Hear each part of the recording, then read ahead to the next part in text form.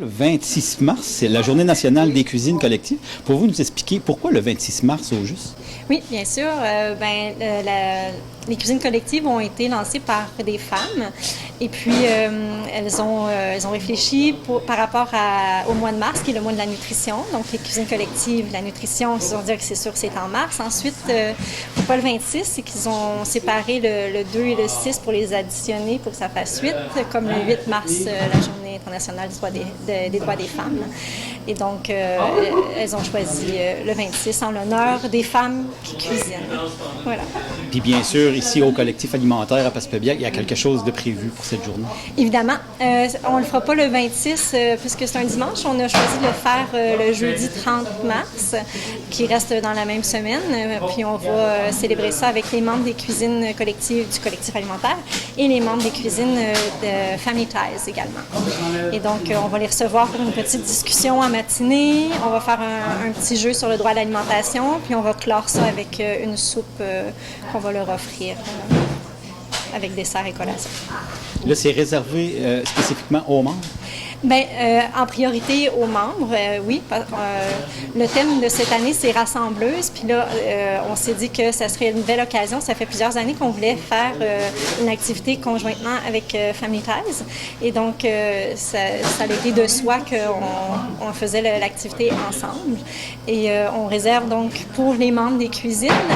S'il reste des places, par contre, les gens de la population seraient également les bienvenus, entre autres pour la soupe et même pour l'activité avant. Donc, s'il y a des gens qui sont intéressés, peuvent téléphoner au collectif, voir s'il reste des places pour pouvoir participer.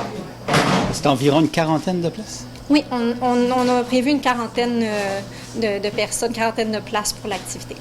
Fait que s'il y a des gens qui sont intéressés, il faut qu'ils se manifestent le plus rapidement possible. Oui, parce que c'est limité.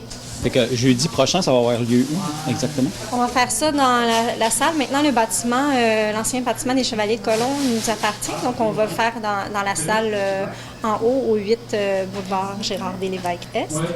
Puis, ça va commencer, l'activité en tant que telle commence à 10h. On ouvre les portes vers 9h30, accueillir avec un petit café collation. L'activité est-tu gratuite? Oui, c'est sûr que, comme d'habitude, il y a les contributions volontaires qui sont les bienvenues, mais on veut que ça soit accessible à tous et toutes, donc c'est gratuit.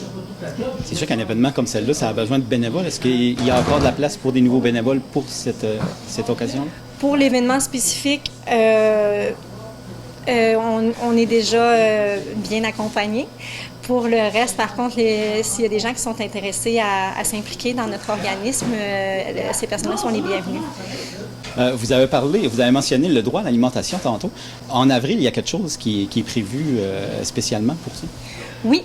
En fait, dans le moment, au Québec, il y a une tournée de consultation sur le droit à l'alimentation qui est réalisée par le regroupement des cuisines collectives du Québec. Et donc, nous ici, ils vont venir nous visiter en avril. Donc, c'est un petit...